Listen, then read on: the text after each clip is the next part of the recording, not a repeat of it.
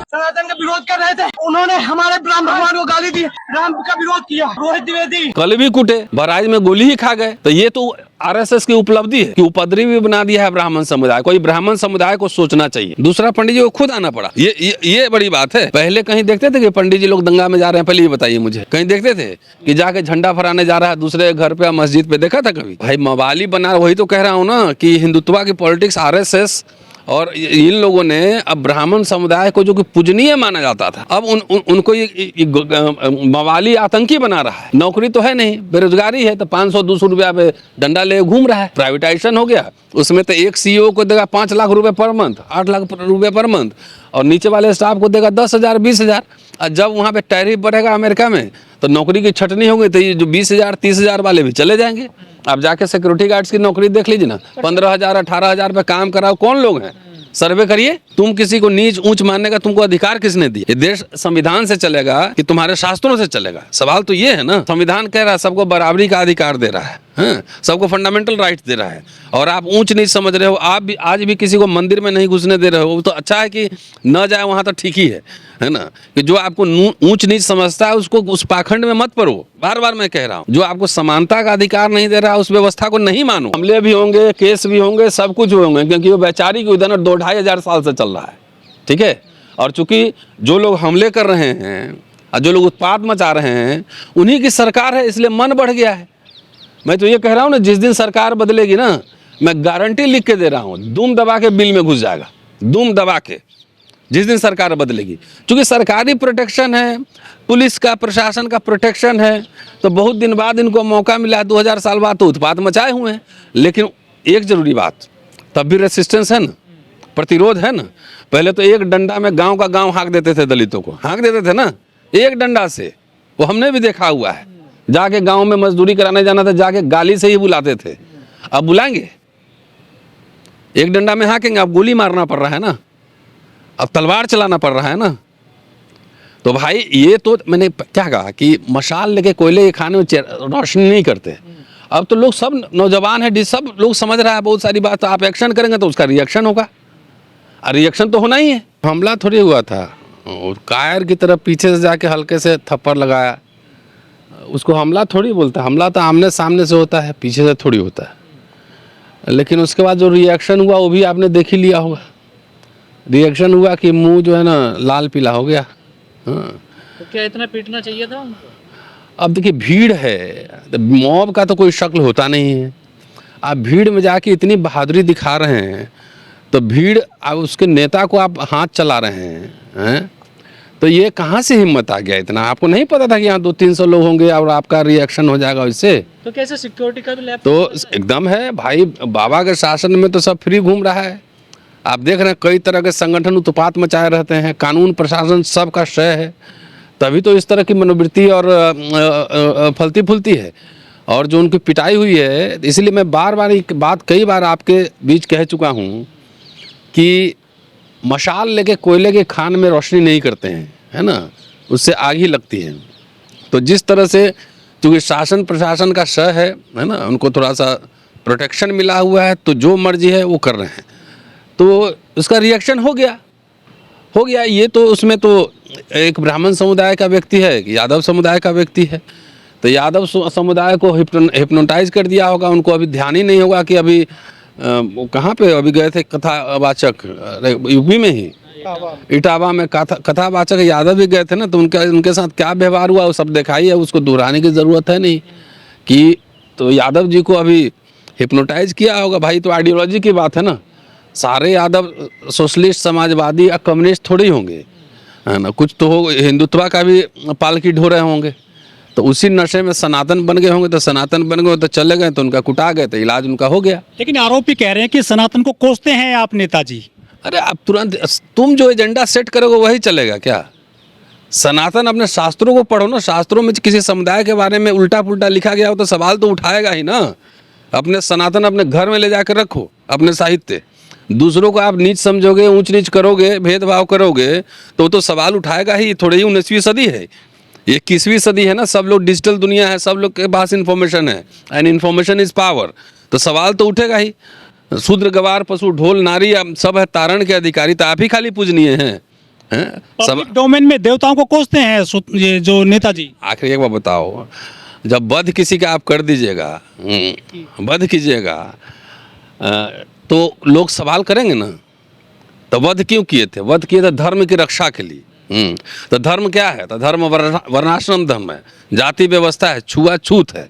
तो सवाल तो उठेंगे। ये थोड़ी है कि 19वीं 20वीं सदी है कोई सवाल नहीं करेगा, सवाल उठेंगे। चूंकि आपकी सरकार है, शय है, तो जो मर्जी है मुकदमा कराते हैं। मुकदमा तो रोज ही हो रहे हैं लोगों पे, तो कहाँ लोग डर रहे हैं? तभी बोल ही रहे ना, सवाल तो उठेंगे ही उठेंगे, सीधी सी बात है। और मैं एक बात और समझा रहा हूँ, जो मेरे समझ में, जो मैं शोध करता हूँ या सोचता हूँ, तो पहले आप देखिए, ये हिंदू राष्ट्र का जब से जैसे दलित लोग को नशा चढ़ाना कि पूरा देश का हुक्मरान बन जाएंगे, तब से दलित राइट्स खत्म होना शुरू हो गए ना। एजुकेशन, नौकरी सब प्राइवेटाइज होना शुरू हो गया कि राजा बन लेना तब ले लेना, बाकी तब तक खत्म कर दो। उसी तरीके से इस समुदाय में जब हिंदू राष्ट्र का जो है ना, हिंदू राष्ट्र का नशा चढ़ा कि हम देश में हिंदू राष्ट्र बन जाएगा, वर्ण व्यवस्था लागू हो जाएगा, सारे पुरोहित बन जाएंगे, सब उसके नीचे बैठेंगे, उसी दिन से ब्राह्मणों का पतन निश्चित तय हो गया, लगातार हो रहा है। अगर निजीकरण हो रहा है तो नौकरियां खाली दलित पिछड़ों की थोड़ी जा रही। सबसे ज़्यादा सरकारी नौकरियों में तो इन्हीं समुदाय के लोग थे ना। पेंशन खत्म हुआ तो सिर्फ एक दलित बैकवर्ड का थोड़ी हुआ, पेंशन तो इनका भी खत्म हुआ। तो मैं बार बार ये बात कह रहा हूँ कि नेहरू, इंदिरा, तमाम लोगों ने पब्लिक सेक्टर यूनिट बनाए, स्कूल, कॉलेज, यूनिवर्सिटी खोले, और उस समय आरक्षण भी थोड़ा लागू हुआ। अब मैक्सिमम तो यही थे, ओबीसी आरक्षण लागू होने के पहले मैक्सिमम कौन लोग थे? यही था। और उसमें सबसे ज़्यादा ब्राह्मण था। हर यूनिवर्सिटी में, हर सेक्रेटेरिएट में, हर जगह चतुर्वेदी, मिश्रा जी, द्विवेदी, त्रिवेदी सब लोग थे। लेकिन अब कहाँ हैं? अब जाके देख लीजिए सोशल कॉम्पोजिशन। अब तो मजदूरी भी कर रहे हैं, सुलभ इंटरनेशनल में काम भी कर रहे हैं, और सबसे बड़ी बात जो मैं कहना चाह रहा हूँ, अब दंगाई भी बन रहे हैं। इसलिए मैं कह रहा हूँ ना कि आरएसएस, पहले जो ब्राह्मणों को लोग बाबा पाएँ लागू, बाबा नमस्ते कहते थे ना, देखा है ना हमने। अब कोई करता है गाँव में नमस्ते? करता है? अब तो आरएसएस और हिंदुत्व का जो राइज हुआ है, तो ब्राह्मण, अब तो दलित पिछड़ों में थोड़ी चेतना तो आई है ना कि अब दंगा करने नहीं जा रहे हैं, नहीं जा रहे। लेकिन इन ब्राह्मण समुदाय को ही एक तरीके से जो है ना मवाली बना दिया है। अभी बहराइच में देखे, झंडा फहराने गया था तो गोली खा गया, और यहाँ गया था चपत लगाने तो इतना कूट दिया ना कि तबीयत से इलाज हो गया। लेकिन शूद्र ने शूद्र को कूट दिया सर, बड़ी बात ये है। मैं क्या कह रहा हूँ, हर समुदाय में वैचारिक भिन्नता तो होती ही है ना। तो वो हिंदुत्ववादी भी ब्रिगेड के होंगे। अब यहाँ केंद्र में जो है धर्मेंद्र यादव भी है ना, वो उधर राजस्थान वाले धर्मेंद्र प्रधान भी है ना। बिहार के भी यादव है ना, कई लोग यादव हैं, कई पिछड़े हैं, कई दलित हिंदुत्व के पालकी ढोरे हैं ना। अठावले है ना, जीतन राम मांझी है ना, चिराग पासवान है ना, तो सब पालकी ढोरे हैं। हम ये मान लेंगे कि भाई दलित समुदाय या पिछड़ा समुदाय इस दमन को, इस ऊंच नीच को समझ के सब क्रांतिकारी हो जाएगा, तो ऐसा तो संभव नहीं है। बहुत लोग वहाँ पे कमीशन पे काम करते हैं ना। तो अभी जो क्या नाम है बिहार के हमारे जो बीजेपी के सांसद हैं, मैं नाम भूल गया अभी, नहीं, यादव जी हैं, जियारपुर के हैं, तो वो भी तो हिंदुत्व का पालकी ढोरे हैं ना। तो उनको नहीं दिखा कि यादव कथावाचक के सर पे क्या किया गया था। बहुत सारे यादव बीजेपी को वोट दे रहे हैं ना, है ना। सब थोड़े कि हिंदुत्व के विरोधी हैं, तो उसी में से एक ही पकड़ लाया होगा। तो सर अभी तक लगता था, लेकिन एक ही मिला, दूसरा नहीं मिला। क्या कीजिएगा, बाबा लोग बाबागिरी छोड़ के राजनीति कर रहे हैं, और राजनीतिज्ञ बाबा के चरणों में लमलेट पहले महिलाओं के खिलाफ बोलते, फिर भाई तब भी कुछ नहीं हो रहा है ना। वही तो मैं कह रहा हूँ। तो उन पे कोई एफआईआर हो, 2 बाबा महिलाओं के, वो भी हिंदू महिलाओं के खिलाफ। बाबा के आश्रम में तो हिंदू ही लोग जाते हैं, तो बाबा को अनुभव हुआ होगा कुछ, तो हिंदू महिला के खिलाफ बोल रहे हैं। आज कहाँ है बीजेपी महिला मोर्चा के अध्यक्ष, कहाँ है ना। नारी शक्ति सम्मान कर रहे थे, तो ये बाबा लोग कौन सा सम्मान कर रहे हैं हिंदू नारियों का? बाबा बार बार आ जाते हैं सर जेल में से, फिर आ गए राम रहीम जो है पैरोल पर। सैया भय को तबाल तो डर का है का, जब जब चुनाव होगा बाबा जेल के बाहर रहेंगे, है ना। तो अब बाबा ही तय करेंगे दिशा बाहर, वही कर रहे हैं ना, धर्म संसद कर रहे हैं। बोले कि अब मनुस्मृति संविधान होगा, उसका पॉलिटिकल आउटपुट बीजेपी ने भी कहा कि भाई संविधान बदलना है 400 पार। तो लोगों ने 400 पार करा दिया इस बार, थोड़ा सा कसर बाकी रह गया। और आज राहुल गांधी का प्रेस कॉन्फ्रेंस भी अभी देखा है ना, जो सवाल इलेक्शन कमीशन के मोडस ऑपरेंडी में हम लोग उठा रहे थे लगातार, उस चक्कर में हमारे सारे चैनल सब बंद हुए, बहुत सारे डिमोनेटाइज हुआ, बंद हुआ।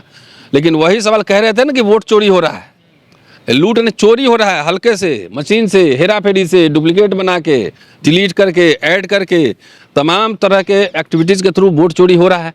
तो इस सरकार तो वोट चोरों की सरकार है ना। और इलेक्शन कमीशन इसमें एक नंबर का जो ना कल्प्रिट है।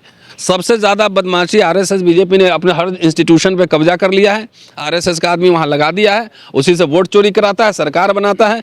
तब ये उदंडियों और ये उदंडियों जो हुआ है मौर्या के साथ और बहराइच में, वैसे लोग इन बाबाओं का मन बढ़ा हुआ है कि जो मर्जी है बोल दो, मनुस्मृति लागू कर देंगे। लागू करो ना, आश्रम में बैठ के पाएँ पाएँ करने से थोड़ी होगा, लागू करो। ऐसे खुलेआम तो बोल रहे हैं ना, तो बोल रहे हैं तो उसका रेसिस्टेंस भी तो हो रहा है ना, उसका जवाब भी तो लोग दे रहे हैं ना।